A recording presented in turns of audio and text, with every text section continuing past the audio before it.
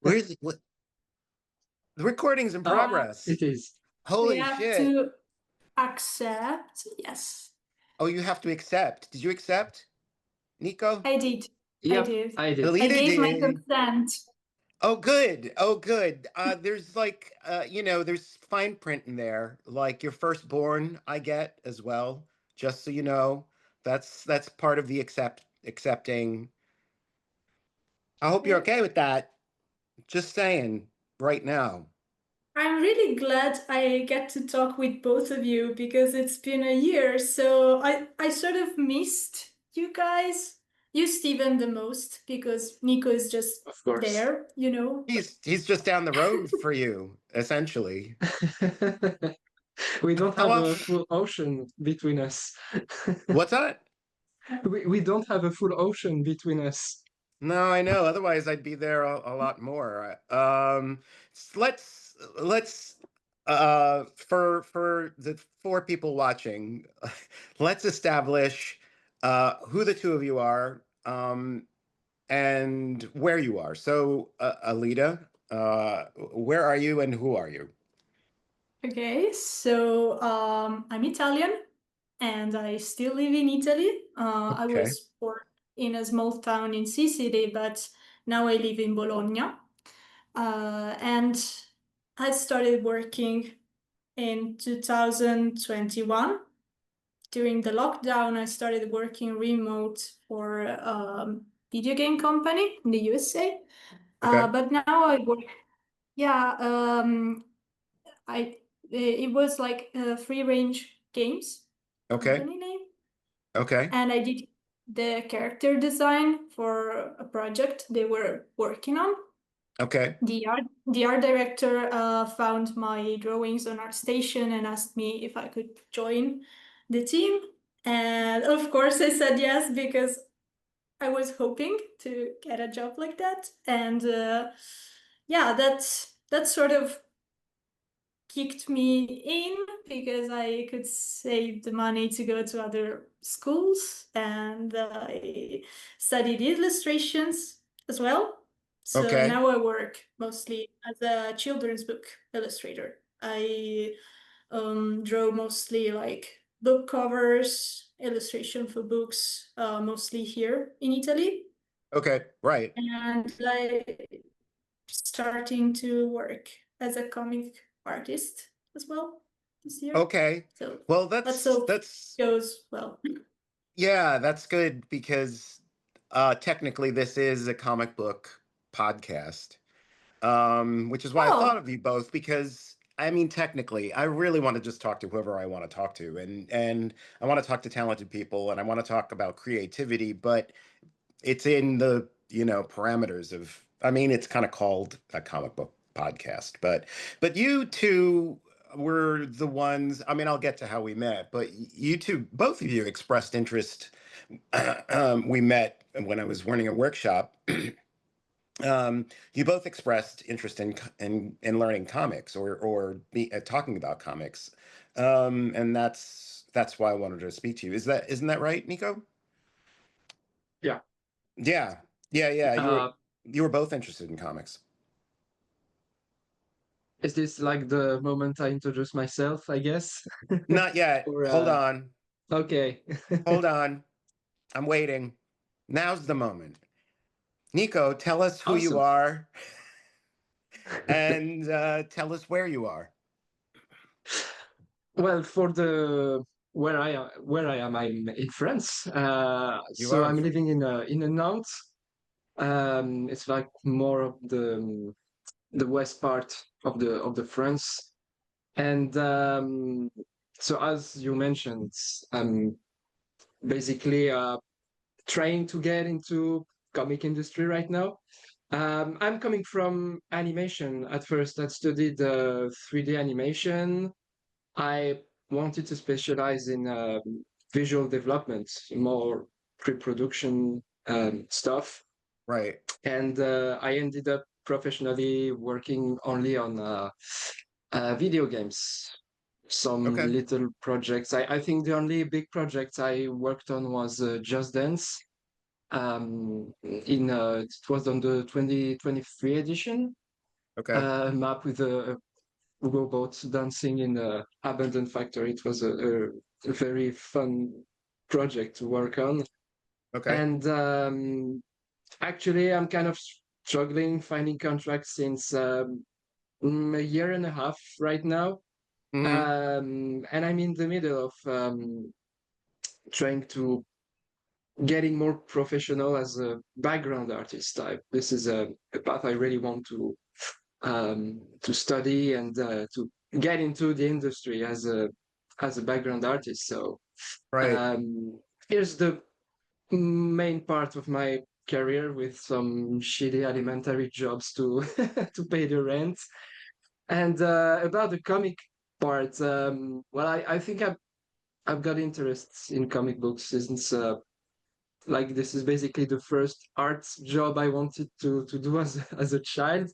Okay. And so far, I have to admit I only worked on one project that got rejected by the editor. So Well, that's the everything's, yeah, the that's comic book normal. career is. That's normal. That's normal.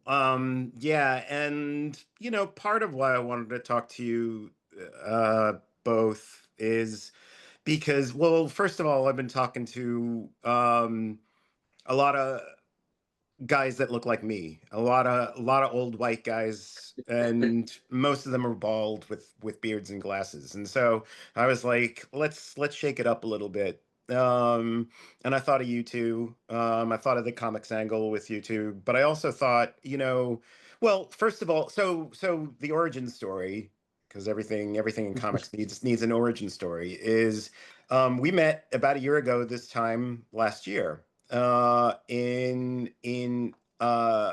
Krumlov in the Czech Republic. And I was invited by some very nice people and to run a workshop on character design via this studio company called Anomalia. You guys might have a better way to describe that.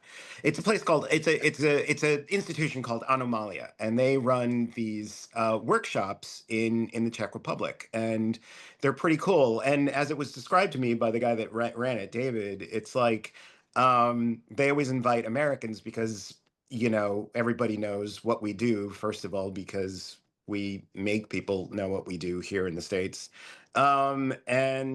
And in his words, he said, and it's easy to get Americans to come to Europe because Americans always want to go to Europe. And as an American, I can say this is actually quite true. We're like, and Krumlov was beautiful and the Czech Republic was beautiful. I'm not saying it's not, but it's like, you want to send us to a shithole. You want to send us to, the worst cesspool in the world in Europe. We want to go. It's in Europe, so that's a complete American thing. But the other reason I want to speak to you both is because everyone was. I mean, I had the best time, not so much because I was teaching or anything like that, but because of who was being taught. Everybody was fantastic, and I've taught here a chunk in the States, and I didn't have nearly as much fun because everybody was great, and there was definitely a level of like talent. You two were at the top. I mean, and I'm not trying to like create any, barriers or hierarchies, anything. It's just that you had the most experience. You were really the two best um uh talents. Nah, Young, you're young. just saying that because we're standing in front of you right now. Yeah, that's right. That's exactly right. And, as I speak to the other students later on in the day, I'll say the same thing to them. So don't worry about that. But no, you were just really, really, really good. And that's why I wanted to speak to you. And I wanted, I felt like, and you're both really nice people. And I just want more people to know about you.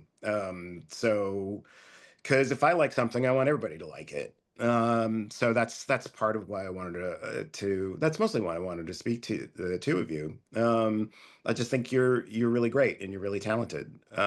So that's how we met. And I had a blast. It was just great. and it was great. Alida gave me a lot of great Procreate brushes. I don't know if I that was remember legal. we remember those. My Yeah, I don't remember. I don't know if that's um legal or not. no, It's been you're some brush joking. traffics. You're joking about my brush dealing Well, business. these are brushes that you'd made, of course, right? It was a fever dream. Yes, yes, I made all of them and I own all the rights for those brushes. So Yeah, I often have fever dreams. That's true. I'm not even sure I'm speaking right now, to be honest. I have a question for Nico. Nico, are you frightened for yourself that you're actually in a conversation with an Italian and an Italian American? Can't you see my face? How much I am right now Yeah, terrified. yeah, I could. Like, Yeah, that and poor you man. two guys are talking about like making some, brush illegal traffic or something, and I'm yeah, terrified. but I know. Yeah, yeah. your opinion doesn't count because you're French. See, Um, see oh, what I went through last yeah. year. She's This is bullying why you already. invited me. This is what the entire workshop was like last year. Alita bullied Let's bully everybody, the French guy. making everybody take her brushes that she'd made. Alita, tell us. So, how long have you been drawing? This always fascinates me because I'll have the question for both of you, but I'm gonna ask Alita first because I've been drawing since before I can remember. I mean, I was just always drawing as far as I knew. What's your first memory of drawing? I guess I would say the same. Like, Yeah. I'm one of those people who become professional drawers because it's the only thing that they can do. I Yes. always I remember drawing, like it's my first memory ever, and there are also evidence around the house. Like my mom is always like, "Oh, look what you drew when you were 4 years old," and Wow, that's cool. Your mom it's saved the stuff. spooky, Stephen, because I used to draw like upside down goats when I was a Goats? yeah, it was dark. But You're So drawing no, edgy. goats. Did you grow up with upside goats? down, yes. Like there was Upside this down little goats. house, and then there was like this upside down goat flying next to it. Okay. Well, That Nico, was now I'm frightened for both of us, to be honest. Now I'm getting a little creeped out. So that's your first memory is of drawing upside down goats. I don't remember the goat. Like the goat is just the evidence that I left and that Okay. we store in our house. I just have a very happy memory drawing. Like I Yeah, that have sounds really happy. I It have two does. older siblings, and they're much older than me, so they went to school. They were doing their homeworks, and I Okay. used to draw in their textbooks. They let me. They were Okay. very kind, yes. Yeah, they let But you, I'm sure. Yeah. it's such a happy memory because in that way I got to stay with them while they were studying, and I also was enjoying myself being on my Sure. own. Like every place I went, there was something I could draw and something I managed to draw on. So that could have Okay. been a tissue or a piece of paper, anything. And my parents, they just let me do that. I remember both of them being very supportive of that. So Was there any artist sensibility in your older siblings or your parents or anything like that? Anybody in the um, family? no, no, like my cousins are very good with music. Okay. They play instruments, but I can't hold a tune. Like that's not my thing. So drawing is kind of my stuff, and Right. yeah, Yeah. it, it's always been there in my life. Yeah, that's interesting. Maybe, yeah, I know a lot of that I can empathize with. So much of that. I mean, I'm the youngest sibling of four. It was an easy way for me to get attention. If I drew, I could draw Captain America for my brother and he'd be impressed. The only thing I would say is my mom didn't like mess, so she didn't keep any of my drawings. Everything was just to be thrown out. So I'm envious that your mom still has your upside down goat drawings. That's pretty cool. Oh, I mean, yeah, she was very good at collecting stuff. Also, my grandpa was very good. He Okay. collected all of my old drawings. Okay. Uh, but I can Is there like a empathize big with the. stack of them? Do you have like a whole collection? Yeah, it's not that big as amount because I was a very messy kid. So it Okay. was very hard to keep track of all of my Okay. stuff. Okay. Uh, There's just upside down goats hidden in the attic and under the floorboards and stuff. Yeah. I think they kept the most interesting stuff, like, oh, our little child did this. How nice. Well, I don't know. Anything that's an upside down goat is automatically interesting to me, but I'd like to hear what's more interesting than that. But Nico, how long have you been drawing? What's your earliest memory of drawing? Well, I don't remember. Neither. Like, from what my parents told me, it was around 2 years or 2 years and a half Wow. uh, old. And there is actually an old picture of me, as a child, like with some pencils and stuff, and I'm like completely like enjoying myself at No, the that's the most. face that you made while we were in the workshop, actually. I saw that all the time on Yeah, your yeah, yeah, face. probably. Like Yeah. I was drawing like that. Yeah, I that was that looks drawing familiar. my bugs, and I was like, ah! Yeah. Right, Alida, right? That's how he looks when he draws. I remember that. Yeah. Completely. Yeah, So yeah. that's normal. I get that. Are you the young? Do you have siblings, No, I Nico? don't. No, I Okay. and in my family, my mother drew a lot when she was young, but Oh wow. she stopped after like probably during her studies, or at maybe 20, or yeah, around 20 years old, I think. Okay. My grandparents got some drawings she made when she was very well, when she were younger, but as a like no sibling and stuff, it's always been kind of a during my childhood a very lonely activity. I Mm. was like only child. Is that the term when you have no siblings? Yes. So I learned to getting occupied by myself. Like basically, I never get bored. I always find something to do, and even too much things to do. But Right. I always drew like with myself. Basically, even in school, I was this weirdo who draws, and that's it. I didn't have any other people who drew around me until I went in high school. But Right. yeah, I think it's that's it about the family and surroundings and stuff. Right. Although I'm interested because Alita, having older siblings and having people around you, for me it was sort of like it was a way to be special around them, but it was also a way to be separate from them because Mm, they couldn't do what you did. It was sort of like entering your own world and being apart from everybody, and the ability to say, I'm creating my own world here. You guys can look, and yeah, it's kind of impressive, but this is for me in a way. Does that ring any bells for you? Does that make sense, Alita? Uh, I think in a way it was a way to to be seen by Uh-huh. others because Right. I was the youngest in my whole family, like even with my uncles and cousins, Right. and I was a very shy kid. So even when I went to school, eventually I was the kid who drew in my class.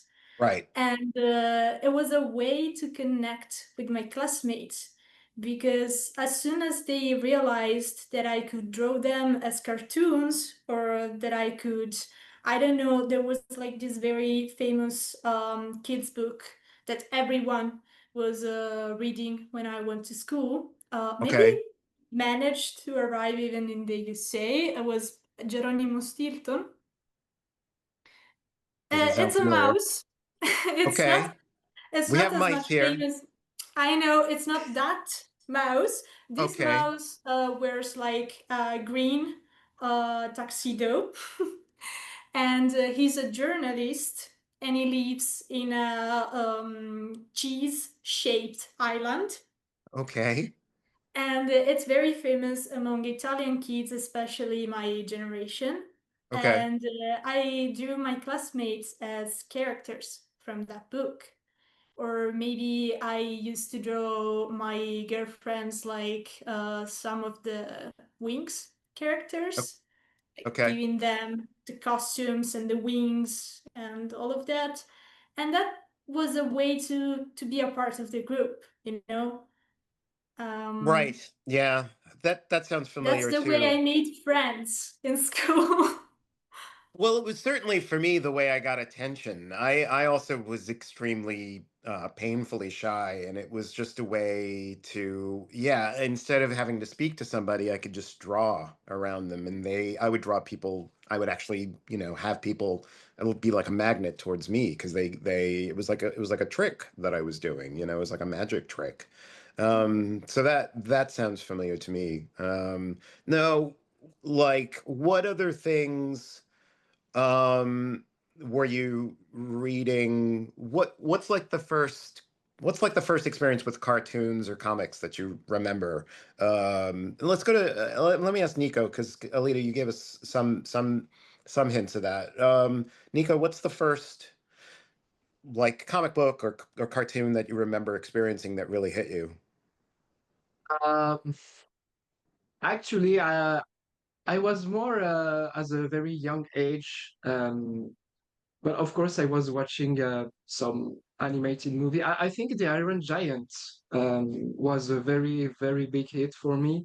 Okay. Um, and of course, it was a story about a giant robot. So people who knows my art a little bit knows I like to draw robots, but it's something that comes actually from my like very, very young age because I was fascinated with everything that was mechanical in a way, even some human anatomy. I was really fond of that.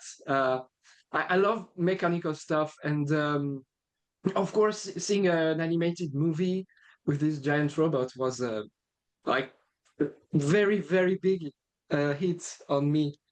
And So of course, are you saying that like you remember mechanical things and machinery before you remember cartoons or cartoon characters, and that's why you were drawn uh, to the I'm Iron not Giant? honestly, I'm not sure. It was it's like the egg or the chicken Yeah, situation. yeah, yeah. If Okay. the Yeah. but I remember specifically at that age being fascinated at this. I don't know what started it. Um, Okay. Hmm. was it a movie? Was it just me basically? I don't remember.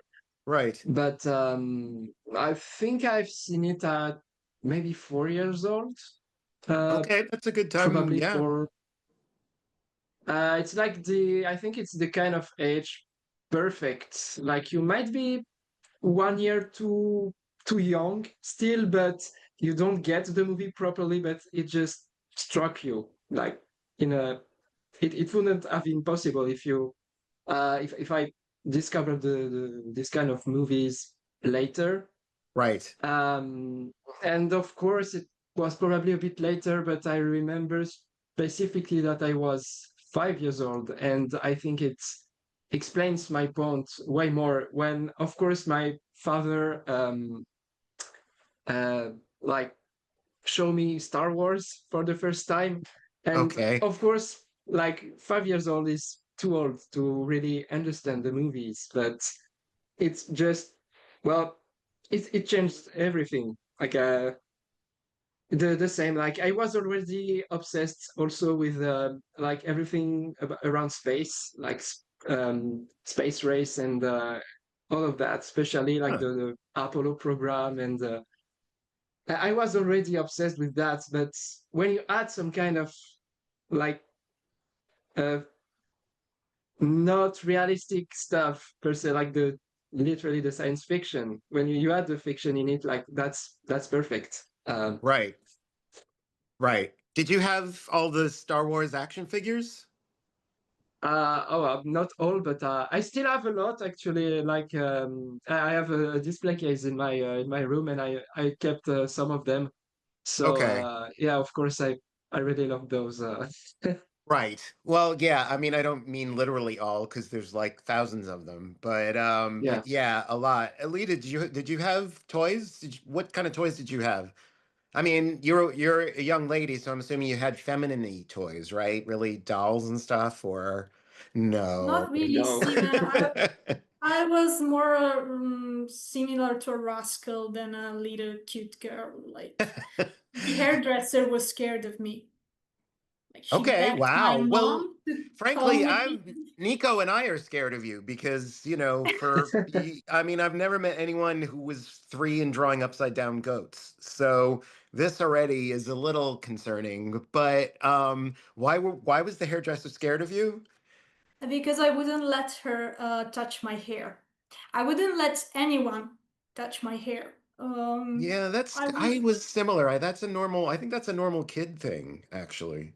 Yeah, but in the end, like right now, I feel sorry for her because she was such a nice lady. She Sure, cut yeah. my siblings' hair before me, so everything was fine. Also, she had like this Mickey Mouse shaped chair, especially for kids, but I wasn't. I wasn't interested in that of her. So Yeah, I was also frightened of getting my hair cut. What sort of toys did you have? I remember this giant Scooby-Doo Wow. puppet Okay, that I wow. won at this gaming restaurants like where there's bowling and the game room, and there's Right. like that clench that Yes. Yeah. in my opinion it's tricked, like it never works. I think it's I sort never of got anything designed, from it. Yeah. Yeah. right? Yeah. But one day I managed to get that giant Scooby-Doo, and I don't know, I think it still is the biggest achievement of my life getting that toy. Well, Yeah. you're still You young yet. You'll have much better achievements than getting. No, but it was great because then all the kids from my neighborhood knew that I had won the giant Scooby-Doo and came over to my place to play with that. So it Okay. was a status uh, It was toy just that right. yeah. You were famous at that age for having a Scooby-Doo Yeah, toy. the kid who Yeah. got Scooby-Doo. Yeah. Yeah, that sounds like a good children's book too. What do you remember being on? What did you watch on TV? I guess you were familiar with Scooby-Doo in that case, Yeah, I Alida. love that. And it's sort of spooky as well because Yeah. they catch monsters and stuff. I think I was very influenced by Scooby-Doo designs and moods. It Okay. Yeah, I still can see is that. one of my comfort show. Really? Um, Okay. yeah, yeah. Also, I loved the Simple Minds soundtrack, like the theme song. Okay. Uh, the new one with the drums intro, it's very catchy. It's Okay. great.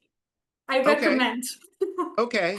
What? And But that's like an American show where they're like, were there like awesome Italian animated shows on TV? oh yeah, I remember watching with my siblings like oh, I wouldn't know the translation. In Italian is La Gabbianella e il gatto. Okay.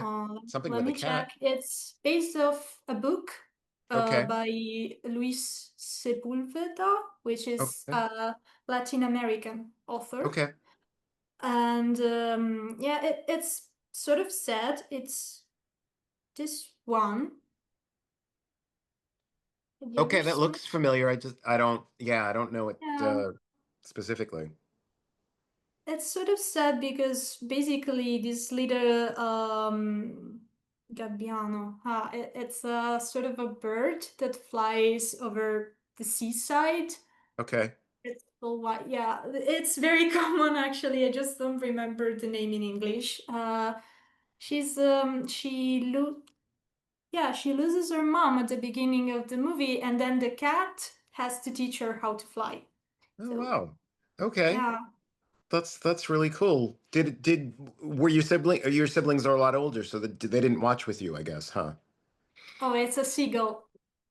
A seagull. The bird. Yeah. Oh, got it. Got it. Um, Okay. yeah, no, my siblings watched all the movies with me. Okay. Like it was one of the stuff that we did together. Also, I watched all of Dragon Ball Okay. with my brother.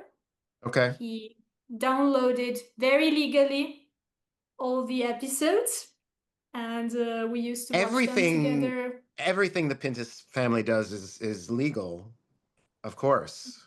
Yeah. Right?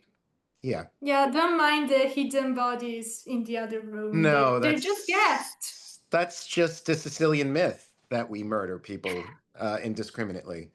Yeah, that's not a thing. Did you, for both of you, because Alida, you're reminding me with your comments about Scooby-Doo. Let me ask Nico, did you like to be scared when you were little? Did you like scary movies? Uh, I had an extreme phobia of masks, and when it was Halloween period, I was just like extremely anxious. There was this toy shop in a little like some kind of alley when like uh, only shops in into that street. Mm-hmm. I don't know how it's called in English, but and there was one toy shop I really liked to go when I was young, but when it was Halloween, they had some masks on the like uh, the window, Yeah. and I really hated that. I Uh, didn't like those when I was a kid, but somehow there were some stuff that were scary and it didn't bother me. And at the same time, there were things that weren't scary that somehow I found like terrifying. It was really weird. I had night terrors. Also, sometimes I was waking up screaming in the middle of the night for like no reason, just oh wow. a game, some kind of pareidolia in my room. Like there is a little light, and I like something looks like a face at some point, and it just scares me. So I really didn't when I was a kid, but it changed a lot after that. Yeah, I know, because one of the things that you and I initially, when we first started speaking, connected about was our fascination.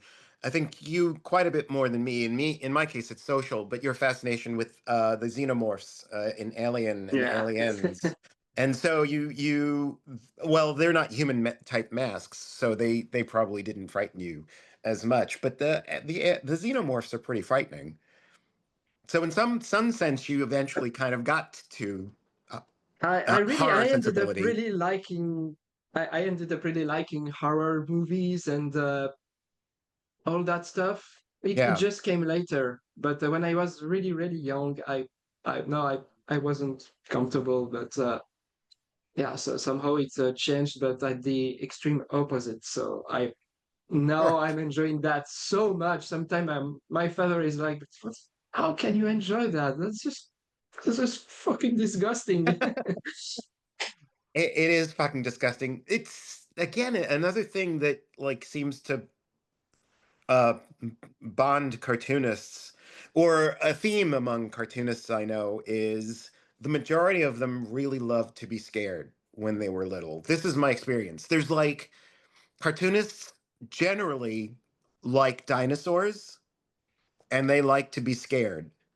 And I was weird. I like neither of those things. I hated to be scared, and I was indifferent to dinosaurs. I like didn't give a shit about dinosaurs. Now they're kind of cool for sure, but this is like an obsession with a lot of cartoonists I know. They just loved dinosaurs and they loved to be scared. There's and you know, Alida, I know for you growing up in Italy where there's a church every 5 feet. There's something inherently, I mean, and I'm not saying this to be shocking to anyone or offensive to anyone, but there's something inherently frightening about the Catholic Church, right? Oh yeah, I think the places where I got scared the most are inside the church.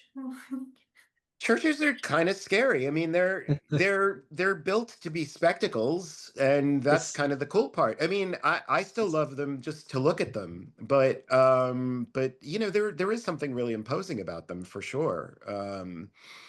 Do you feel it's like funny that sorry, I'm just because it's funny you're mentioning all of this because you asked me if I like to be scared and all.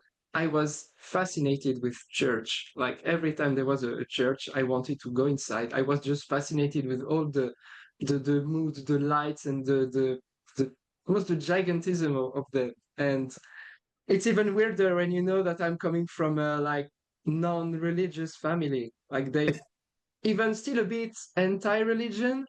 yeah, So and I was obsessed with church as as a kid. So But in your defense, you're coming from a country where the Gothic was sort of born, so Gothic churches are spectacular. they Like are spectacular. I mean, you, France has some amazing churches. It's true.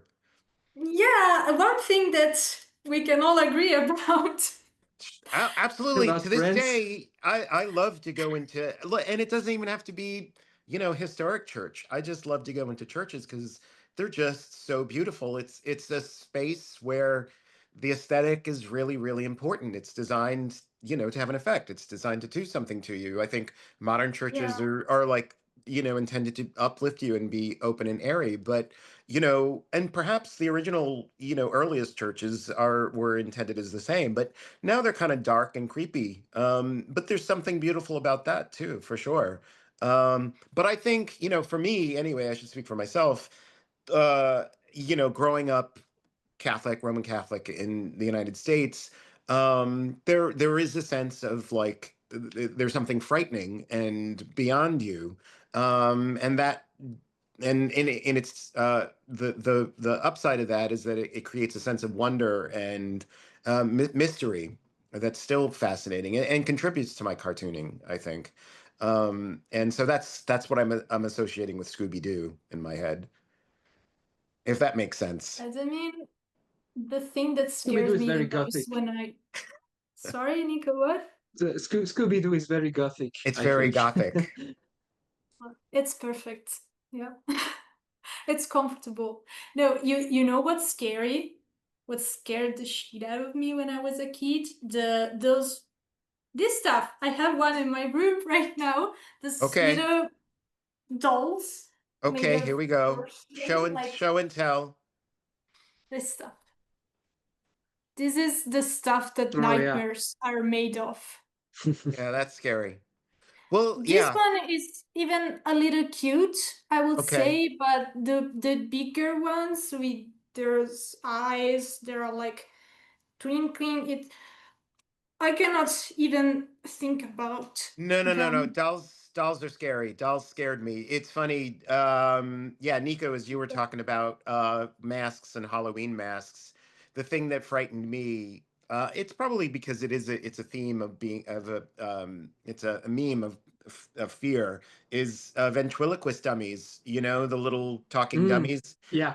They're I mean, and they were a thing, and um mystery TV shows when I was little, The Twilight Mm. Zone, and stuff. There's a great movie if you've never seen it. Oh God, I can't think of its name. It's a British movie, but there's a really, really, really frightening ventriloquist dummy section of it. I would highly recommend it. I'll let everybody know afterwards. But yeah, being scared it just feels like it's a big part of being a cartoonist. But like I said, most cartoonists I know really enjoyed being scared. I didn't as much. Now I appreciate it, but not as much, not so much back then. Do you remember, Alida? What's your first, like? Did you have a comic book collection? I read Topolino. It's Mickey Mouse. I know it's Do Mickey you? Mouse. In Italy, I I know. don't know why. Yeah, we have like these comic books that it's like every week there's a new Yeah, shot, yeah. and some of the best Italian artists worked for Topolino, and everyone I has mean, read it. some of the best Mickey Mouse comics are Topolino comics. Some of the very best Disney comics are out of Italy. I mean, Uh, they're so famous they've been reprinted here. They're so and good. it was my child dream to become one of them. Like, I actually know Okay. some people that managed to become a Topolino cartoon artist. Okay. In the end, I'm not really going down that road because I realized um, I'd rather draw other kinds of characters. Yeah. But I mean, it is still a dream job here. And the other thing that I was reading a lot, and that it's more like the road that I'm walking right now, is Witch. Have you ever heard of that? No. It's an Italian comic series that came out when I was born, like in 2001, I guess. Okay. And it's like this group of five girls who later on discover to have magical powers related to the elements of the earth. Okay. All four of them own like one of the elements, and then there's like the fifth kid who owns like pure energy, I guess. Okay. Which is either like, of course, the reference to that kind of character who owns that kind of magic, but it's also the anagram of all of their names, initials. Okay. Okay. Yeah, it was Cool. great because it was, you know, when you read something and you wish to live in that word, to No. become part of that community and I don't know, go to school where the characters go and become their friends. And Right. I fell in love with them, and Okay. yeah, I think it shaped my artistic personality, if I have one. Okay. Yeah. Okay. What were you reading, Nico? Did you read comics? Did you have a collection of comics? Yeah, of course it was mostly French Belgian comics. I was a big fan of Tintin, Tintin, Anton. when I was a kid, like a really big fan. Okay. And it was mostly this and a little bit of Asterix, also Yep. Asterix. Yep. Did you get Um, those, Alida? Did you get the Tantan and Asterix in Italy? um Mostly the cartoon, like not the Oh, comics, okay. but the mm, TV show. Oh, Yeah. that's interesting. Because it's both of those are huge here.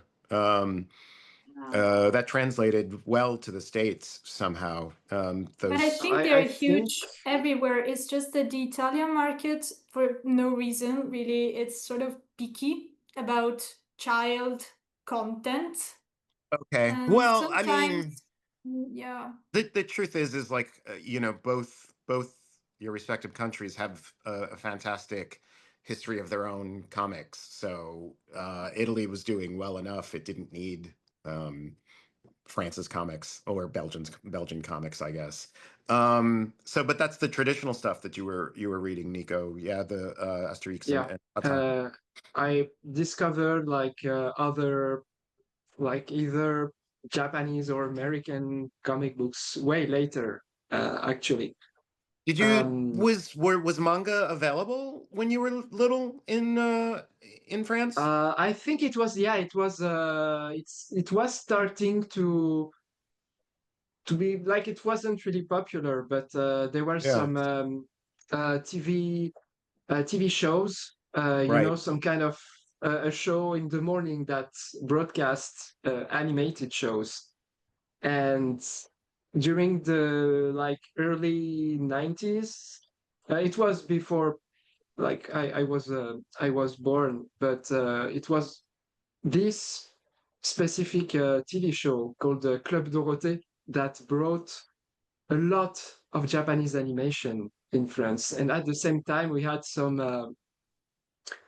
other shows that brought some American uh, animated shows.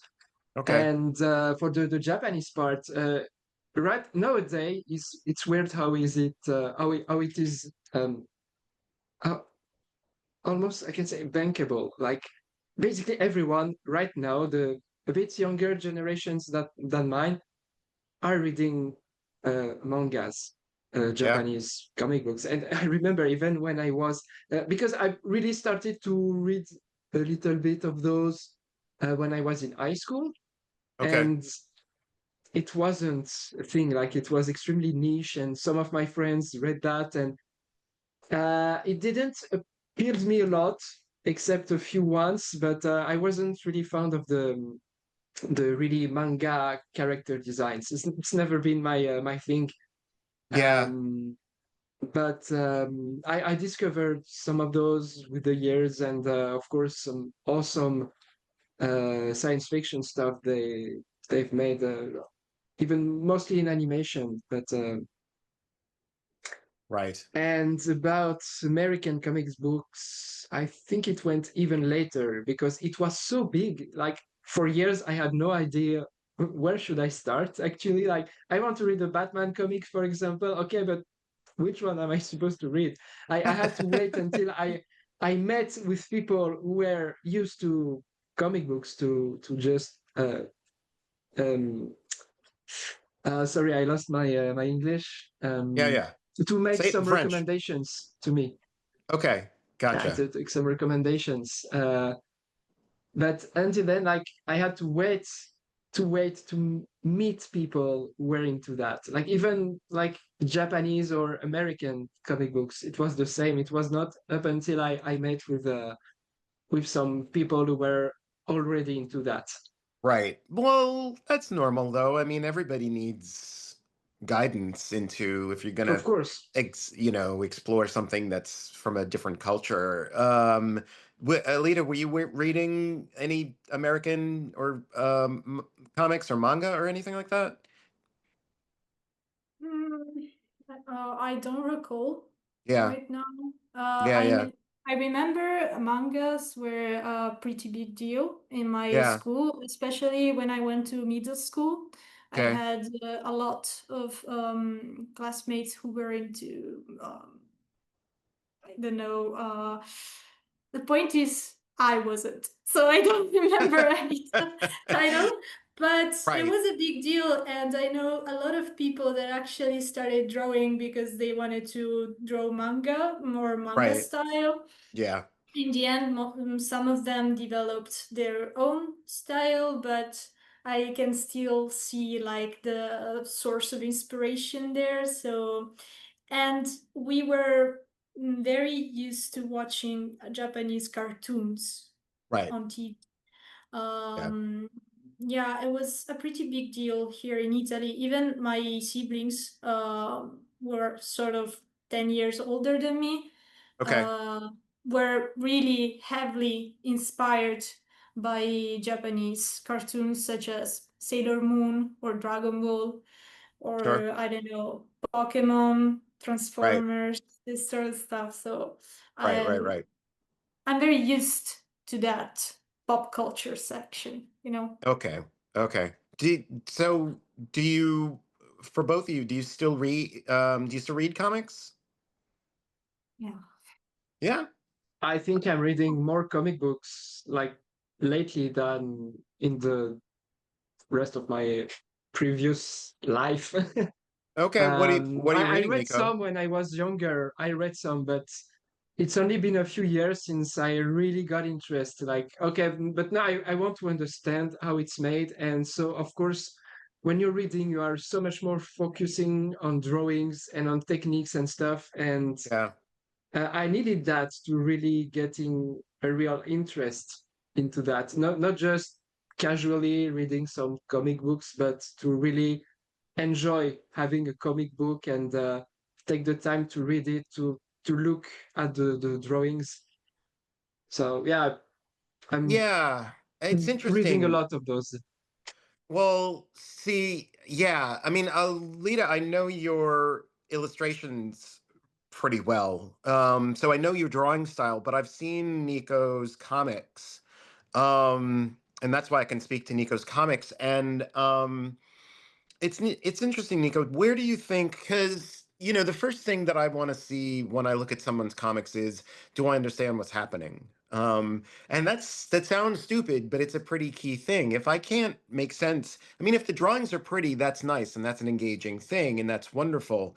But I've seen Nico's comics, and the first thing I was looking for was, do I understand what's happening? And I understood what was happening, and that's not a small thing. I mean, that's key. And then the next thing I'm thinking is it interesting? And it was interesting.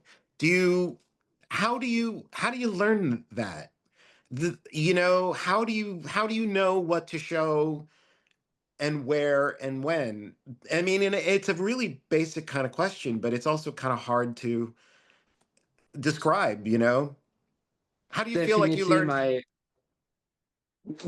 it's my ongoing interest for cinema at first, I think. Like Okay, yeah, what brought me to draw at first was the stories. Like this is why I don't really like fine arts and stuff, because I need a story to just compare. Even if it's like the most simple story or whatever, I just need a context. I need a story. And right. this is what drove me to to draw at first. And then I went to animation school and I learned how um, to draw narratively, like you are drawing for a purpose. And even still, So I so you so you specialize took more in, classes. There was you had yeah, schooling in storytelling. yeah, Okay. especially like uh, it was technical, and we also had some like film study lessons and stuff. Okay. And of course, storyboard. I got really interested in storyboard during my studies. I don't really want to do that professionally anymore, Yeah. but I still really enjoying the process. And sometimes if I can help a friend with storyboard, um, like I'm enjoying that. And Right. when I started this project, I mentioned about, and which I show you last year. Yeah. Um, so when I got contacted with those two writers, and of course I got interested in the project. And when I started to think about, okay, let's make the first page, I was like, how am I supposed to do that? So I just started to buy tons of comic books and some books from, especially the ones from Marco Matou Mestre. I don't know if I'm pronouncing it right, but this guy who made a framed ink. Okay. I read those two books, and it was like a Bible for me to understand how to make your composition. Like it's all about composition in the end. Like all the action, the story, everything has to be from composition. And I was already interested in comic books, but after that, I got even more interested in comic books, and it's like it's a never-ending story. Like Gotcha. I gotcha. When you just uh, curious, when you're speaking with your friends, your comic book friends in France, you don't call them comic books, right? You call them bande dessinée, or do you call them comic books now? oh, it depends. We are talking about bande dessinée, where we are talking about like French or Belgian Okay. or whatever in Europe, And if it's comic books. X-Men, it's comic books. If it's a comic, well, we call that comics, just comics, not comic Comics. books, but comics Okay. somehow. And And if okay. it's Comics. Japanese, Okay. and if it's Japanese, we are calling them manga. Or Manga. also Yeah. like it's a very specific type of comic book. So we made manga in France also. There are some artists who are specializing in that. It's not really my thing, but Right.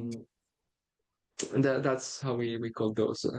Okay, and it's and do you in Italy, is it fumetti or is do you say comics? Sometimes, I depending on what you don't read. know. I don't know why in Italy we think calling them graphic novel. It's more sophisticated. Oh, Like it's Well, a I story. mean, there is a Yeah, no offense, because Nico, but the Italians are just incredibly sophisticated. no, but It's we have the just, same debate in France. Actually, there are some people that stop telling about graphic novel because it's just pretentious and bullshit. No, it's a fucking bande dessinée. Stop calling them roman graphique in hey, France. look, bande dessinée is pretty, but you know what? pretty high tone. We had an actual petition going on with our dictionary. Hear me out, because Wow. here in Okay, Italy, I'm not going to hear you you out. beat us. This is stupid. here in Italy, up until these days, the term like fumetti, fumettista, people who just do comics, it was meant in a sort of a disrespectful way to describe refers to someone who is not actually working, like, Oh, and wow. to someone who draw sort of bad, like, what are you doing? Oh, it's just your silly comics, Oh, fumetti. wow. Yeah. Okay. And it was so radicated in our way of talking about this topic that Yeah. in the dictionary, if you looked for the Italian term fumetto, it was written something like, yeah, something that is poorly drawn, or a fumettista is someone who can't actually draw, who's not actually working, but a collective of comic artists decided to sign a petition to change the description in the dictionary, and they succeeded. So it is now Wow. safe to say that you work as a fumettista here in Italy because you are acknowledged as a professionist.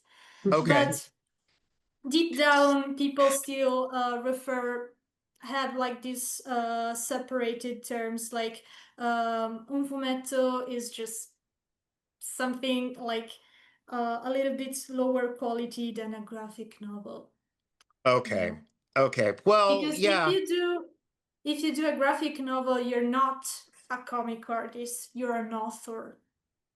That's different, you know. Yeah. I mean, Yeah. all of it just feels kind of like bullshit because there's good stuff and there's not good stuff. But I know what you mean. How do both of you introduce yourselves? Like, hi, I'm Alida, I'm Nico. I do this. This is my job. Because so for me, and I have debates with my friends about this, not my cartoonist friends, but my real life normal friends. I say I'm a cartoonist, and they're like, don't introduce yourself as a cartoonist because that just makes you sound like, oh, you're a little cartoonist. You just do. But I'm thinking like, no, there's a great tradition of cartooning. I'm a cartoonist. I cartoon. That's the only thing I know how to do. That's the only thing I actually do well. So, you're meeting someone for the first time, you're at a very nice cafe somewhere, and, you get your Amaro or your Pernod, and you say, hello, I'm such and such, I do this. How do you introduce yourselves? Well, One, I'm two, three, go. personally, I'm saying usually that I'm an illustrator because basically I'm a technically a concept artist or visual development artist. That's Right. what I Yeah, yeah, do the yeah. most, and but the only thing I did professionally as an artist so far. And of course, like saying that means absolutely nothing. Like, what the fuck is even that? So when I say people I'm an illustrator, at least it's close enough and they understand that I draw for a living, basically. Right. Right, right, right. Yeah, yeah. I mean, For me, that's part of why I don't introduce myself as an illustrator, because in the States it's a little it you know it's so vague, it's so big, it could mean Mm. anything, and I always feel like I never fail to get like a reaction like a cartoonist. What? I've never met a cartoonist before. That's why I always like to call myself a cartoonist. But yeah, no, I get illustrator for sure. Nico, how do you introduce yourself, Alida? Because you've done a lot of book illustrations, so illustrator makes sense as well, right? Yeah, I say that I am an illustrator because that's actually what I do. So Right. Yeah, yeah, yeah. also it's, I mean, to say that I am a concept artist in Italy would get me nowhere because people don't speak a lot of English. So it's Right. already sort of complicated to explain what an illustrator does, even worse to explain what a concept artist does. So Right. Right. um, Gotcha. I actually make that effort when I know I have time to dig deeper into the subject. But when I'm on a rush, when I just ran into an old classmate's mom's of mine, I say that I'm an illustrator. And then I get like this, I don't know what you're talking about, look. And then I add, I draw books for kids, for young adults. And they're like, oh, that's such a nice job. And I'm like, yes, it is. Thank you. It is a nice job. I mean, we have great jobs. Is this the only thing you ever wanted to do? Was there anything else you thought, like, because I'm talking to people and like, well, I thought I was going to be an accountant. I thought I was going to be a lawyer. I thought the only thing I ever wanted to do is this. That's the only thing. I mean, it's amazing I got to do it. Was there anything, did you think I want to be a jockey or I want to be like a Mm, police when I person? went to, I mean, I went to the School of Art in high school, so I never second doubted the fact that I was going to draw Right, for a living in my life. right. But I was pretty fascinated by literature. So at some point, I was thinking of becoming a journalist, Okay. thing like that. And then I had this very weird year in third high school when I wanted to become a chemist. Okay. That it does sound like a weird third year in high school. Yes. But then Yeah. it was just that I was really enjoying doing experiments, but I realized that it was my teacher who wanted us to have fun during the lessons and not what my life was going to be. So I Right. sticked with the old plan. Yeah. Well, there's just something that's in you that tells you what you want to do, and who you're going to be. You got to kind of listen to that. Did you ever want to be a chemist, Nico? Well, the school, I was really into science when I was a kid, and as I mentioned earlier, it's like robotics and astronomy and Okay. like living science. I was really into science when I was young, and I arrived in middle school, and teachers were so bad, and the classes were so bad. It disgusted me of science. I Oh no. got back my interest into that way later after school. Like I remember that I loved this when I was a kid, and um, I, I was thinking about working into that when I was young without any specific idea. Okay. And at the same time, like when you start to eventually evoke that maybe, I like to draw and maybe that can be something I could do professionally, everyone is like, but that's not a job. You cannot live from that. Stop with that idea. So I started to think about it when I was, I think, 10 years old. Uh, Okay. I saw Ralph McQuarrie's concept art for the original Star Wars in a magazine. And Okay. I understood, like, oh, you can draw for cinema? That's what I want to do. But I think it didn't get really serious in my head until maybe four years later. So Okay. but I got this idea when I was 14, and then I just couldn't see myself as elsewhere. It was to me, in my head, it was impossible. Right. Yeah. I mean, don't ever let anyone tell you what you can or can't do. That's for Mm, sure. That's for sure. yeah. And again, going back to the reason why I want to speak to you two is because I think you're just great, both of you, and I think you could do whatever you wanted to do, really. And I like your work. I like your artwork, and I like to look at it. So, and that in itself is a value. It's just keep doing it, and it's just going to get better and better and cooler and cooler. What do you? Towards that end, both of you, what would you like to see happen in the future? What ideally would you like to work on? And I'm not talking about like everyone, believe me, everyone these days in the arts wants a job. So that's not what I'm asking. But myself included, it's all about, paying your rent and paying your bills and stuff for sure. But beyond that, what do you see that you'd really, really like to do in the future? Do you have like a goal or a special project that you'd like to do or some vision for what you'd like to do? That's kind of a broad question, I guess, but does it mean anything to you? Is there anything you'd really like to do? Any place that you'd like to take your talents? Alida, you I first. think I have 3 sort of dreams in my bucket list. Oh, wow. Uh, That's pretty ambitious. That's cool. Is comics yeah, involved or is it mostly illustration? Children's books. yes, like I mean, I guess the first one in order of importance is to get the chance to write and illustrate my book. Like whether it's a comic or a picture book for kids.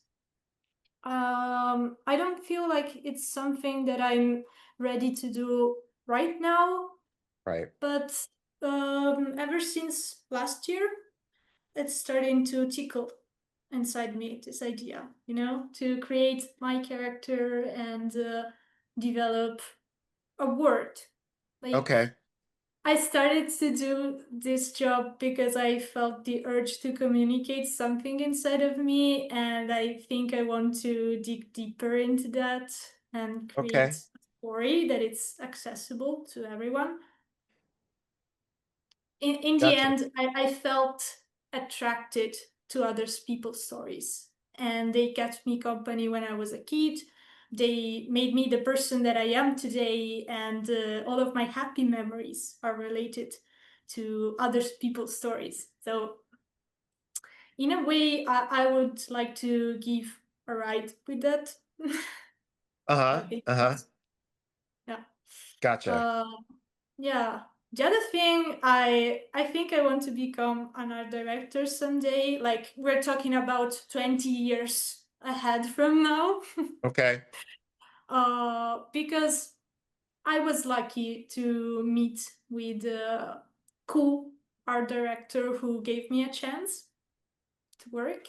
And Right. in a way, I want to give back this thing to the universe. Like I want Yeah. to run into the next generation of artists and be like, oh, I think your hand, your way of drawing would be perfect for this project and help other people. I don't know, fulfill their ambitions. Right. Right. And the other one is something that it's within me ever since I was a kid to appear in the credits of a movie. Okay. Like under the, I don't know, character design department. Sure. Because I have this memory of my mom bringing me to the cinema to watch How to Train Your Dragon when I was 9 years old. Okay. And we stayed for the credits, and there was the Wow. art department, and I was like, this is it. This is as easy as can it be, right? I'm going to do that.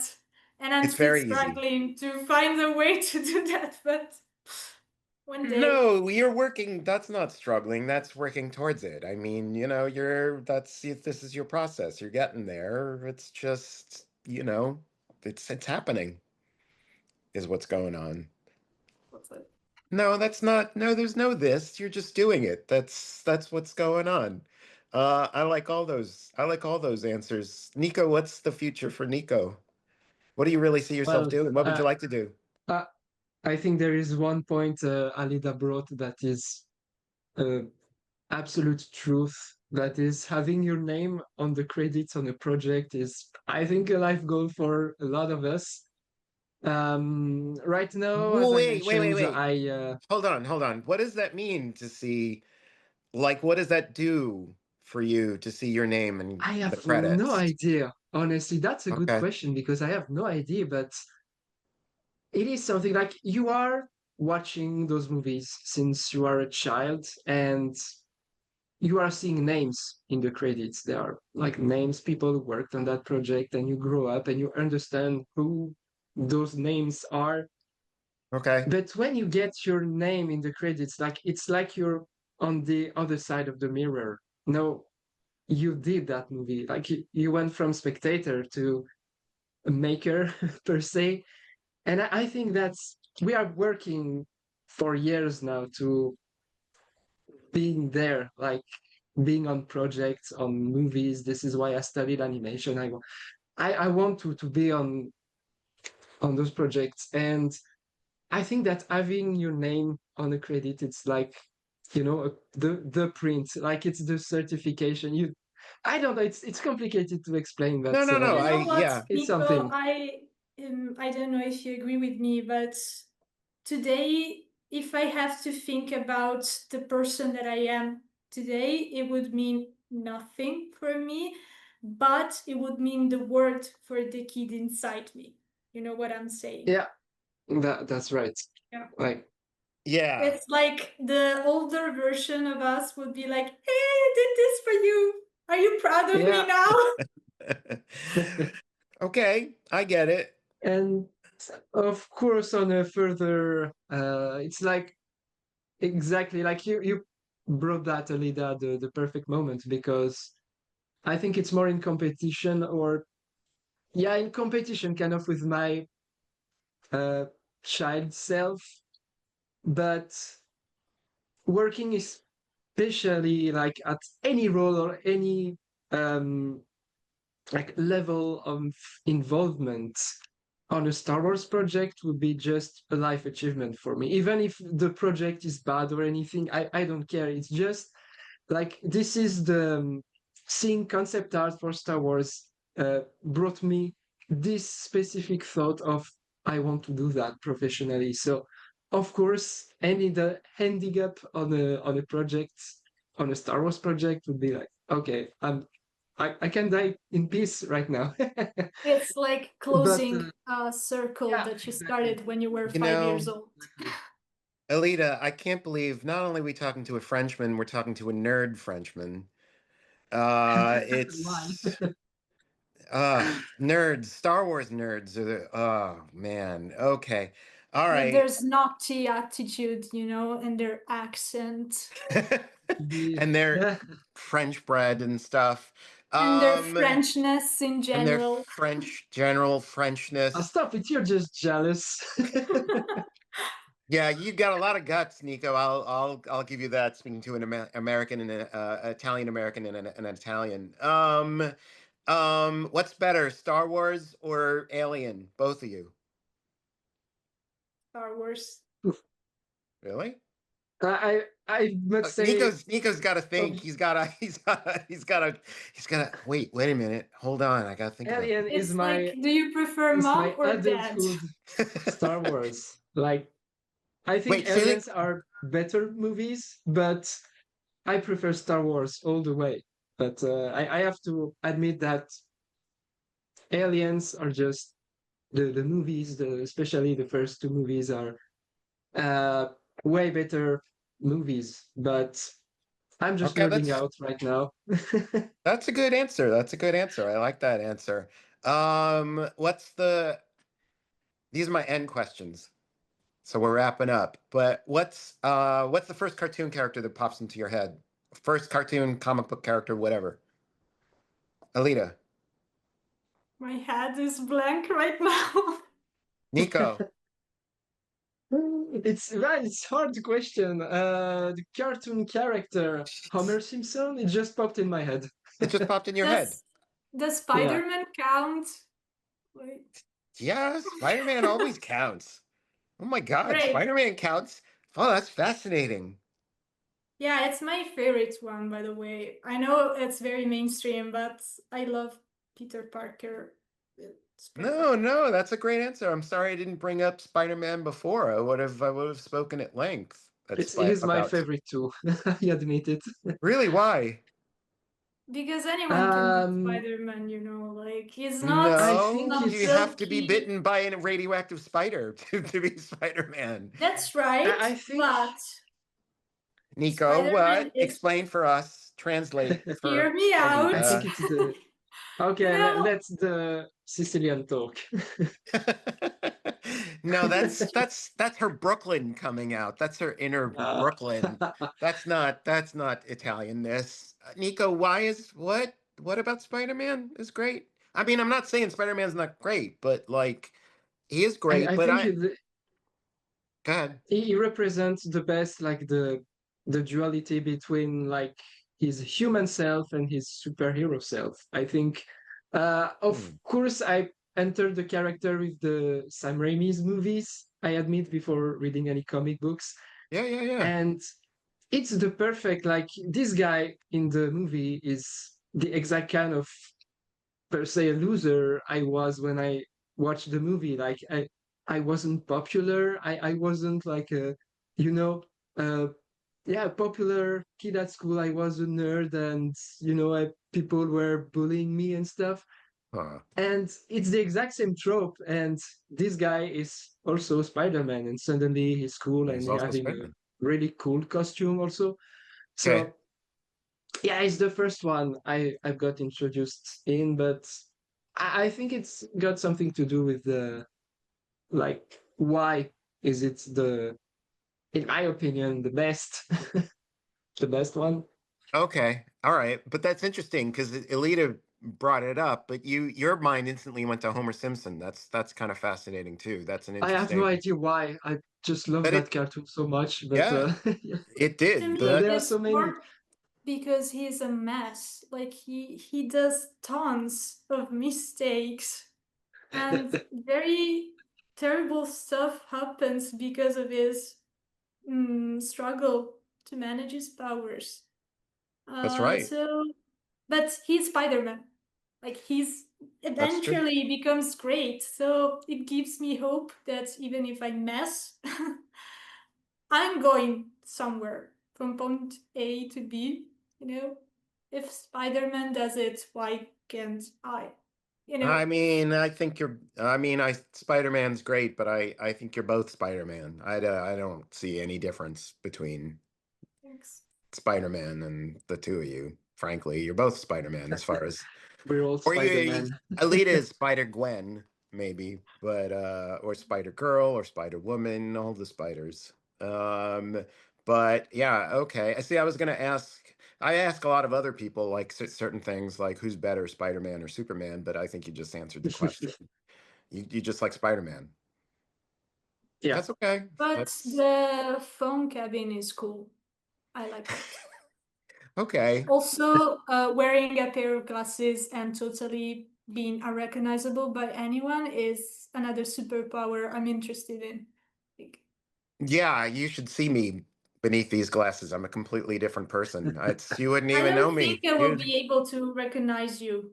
No, you wouldn't. I don't look anything like this as I'm presenting on the Zoom recording right now. Well, I should let you go. It's late in Europe, right? It's like midnight or something over there. No, Um, Oh, it's 6. it's like, I yeah, 6.5. I It's can't early. I can never keep track of that. All I know is when I go to Europe, I'm always really exhausted. But I think that has more to do with air travel than Europe, really. But I want to say a couple things.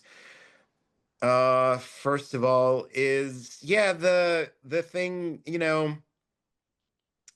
the thing about being I have been an art director, and even just teaching is a little bit like art directing. And it really is fantastic because on so many levels, because when you get to reach a certain point, if you're a professional artist, you get to you realize you've drawn everything, and that's kind of a cool thing. It's not bad by any means, but it gets to be a little repetitive. It's like it turns into something that's slightly dull, or I guess slightly dull is a good way to put it. It's not like you're not enjoying it, but it's like oh, I've done this before. I know what this is.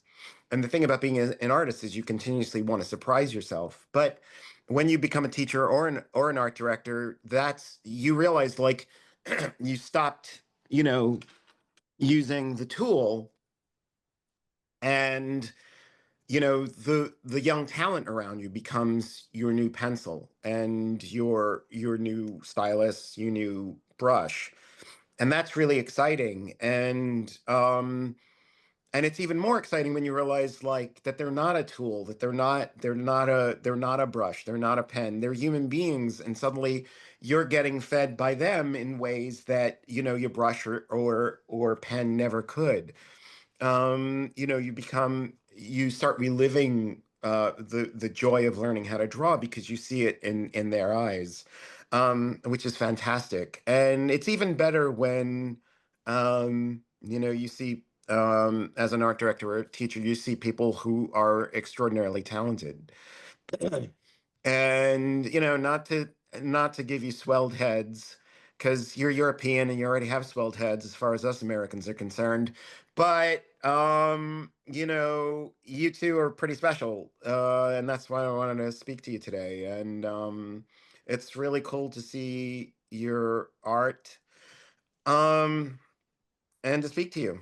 And that's why we're talking today. You could say nice things You're about the me now. special one, Steven. No, I'm Thank not. you. No, no, no, I'm not. I'm not. No, I'm special because I know awesome people like you. And um not right now, but when I post this, and I'll let you know when I post this, I'll put your Instagrams or whatever links you want me to, so people can see your work, because I think people should see your work. And they'll be sorry if they don't do it now, then 10 years from now when you're the shit and you're huge and stuff, then they'll be really sorry that they didn't listen to me today, because they should have looked at your stuff today as opposed to 10 years from now. But you're going to be even better 10 years from now, so fuck it. People should just look at you. I People don't should think just enjoy. anything can top the upside down ghost, to be honest. We want to see a like actualized version of that. You should I make a Yeah, you should all make an upside upside down down goats goat. comic. Yeah, I think this is Oh your yeah, this that is must be a comic. This is this your is the project, future. the upside down goat. this is I my don't calling. There I is don't a know. concept. Yeah, I don't know how to top the upside down goats. I was a weird kid and I didn't do anything that messed up. So that's pretty cool. You know, Nico's the odd person out here by being the Frenchman, but he and I are normal compared to you, I think, Alida. Not that it's bad.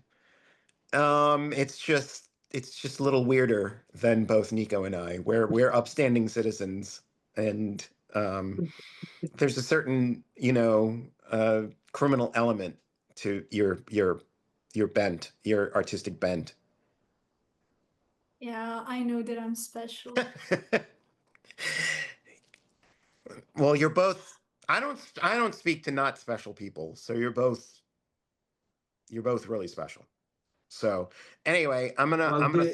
before this end, I must really like address a huge thank you because you are complimenting us since the the beginning of this interview, whatever this is, this podcast, this session, Conversation, and conversation.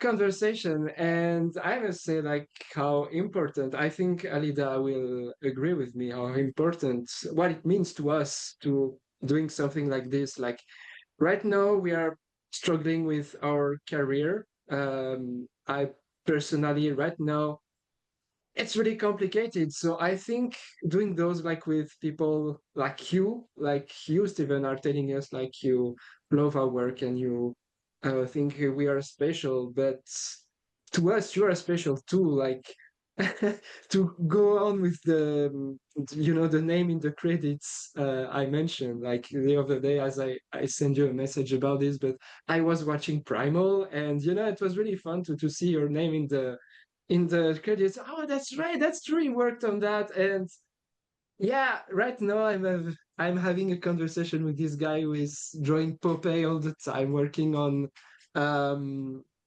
on shows like that, and it's awesome. Like, so thank you so much for all of this. Well, Yeah, you're and welcome. I say No, that you can't. I No, had, we have to end I mean, now. I had a lot of teachers, and most of them are great people. But I think you're one of the best of them because you didn't stop working as a teacher when we stopped going to Anomalia. Like, Mm, because you reply to me, so you know that I reach out when I'm in crisis, and it's not just catching up, it's also that you're actually very good at talking people up. And I told you I even like recycle your wisdom, quoting you, like everything is due, credit is due, but um you're just extremely committed to your teaching side. um I think you're aware of that, but it's great. You're a great teacher and a great Well, person. I mean, I thank you. Thank you. I know, thank you. I know what I like, and if I like something, then I do, I'm committed. It's true. But thank you, both of you. That's very, very generous of you. I mean, eventually you'll learn. That's the other thing you said, Nico, that stuck with me. Eventually you learn that, like, once you get your name in the credits, it's there, and you'll get in another credit, and you'll get in another credit, and it's like it just turns into another thing that you do. mm, And that's why when you meet young talent, that's when it becomes alive again. But I will say you said something that was really interesting to me, to us. You said seeing your name in credits is like stepping through the mirror. It's like seeing the other side of the mirror. And that reminded me of, Alice in Wonderland, Alice in the Looking Glass, through the Looking Glass. And that's what it is. That's what's fantastic about it. It's not so much that other people know you or anything like that, or see your name. I mean, that's part of it when the first time it happens, but it reminds you that you've gone into your dreams. It reminds you mm, that you've stepped through the mirror. It reminds you that you've had this fantasy land in your head, and it's been recognized, and all of a sudden it's realized, it's there. You actually did step through the mirror, and it's kind of cool. It's exciting. What you don't realize is that, you've always been stepping through the mirror. Ever since, you were 2 or 3, when you picked up a pencil and you started drawing upside down goats, you were through the mirror. But it's especially cool when, like, the world recognizes that you've stepped through the mirror. yeah. And that's the neat part about seeing your name in the credits. I mean, I look forward to stepping through the mirror with you through the in the future, because, like I keep saying, you're particularly interesting to watch in the mirror. And just keep going, and keep stepping through the mirror, and keep drawing upside down goats. Nico, maybe that's a thing for us. Maybe that's the future, is upside down goats. I don't really know. Wait, before we go though, we were around a lot of goats when you were little, Alida. I don't know. Not We really. don't have any goats in New York City. There's no goats. So why goats? Maybe it was my rebellious side from the Catholic education I received. Goats You have a bad reputation. Goats are the loveliest animals. I have been around goats in my Yeah, life. They're wonderful, right, Nico? of course. I haven't seen many. There are a lot in the countryside, but I don't know. I just look like very sweet animal. Why are They're they lovely just animals.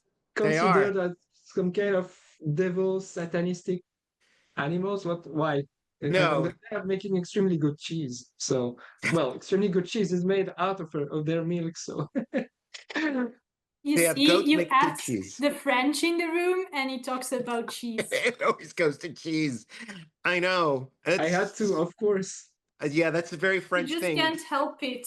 That's like, Well, well, I didn't that's brought wine. better. I didn't brought wine, so He didn't bring up wine. That's true. It's better than asking a New Yorker. Everything turns to shit in New York, as opposed to asking a French person, everything turns to cheese, or asking an Italian person, everything turns to wine, or Catholicism. But either way, anyway, I'm gonna end the recording now. Thank you for being part of this conversation.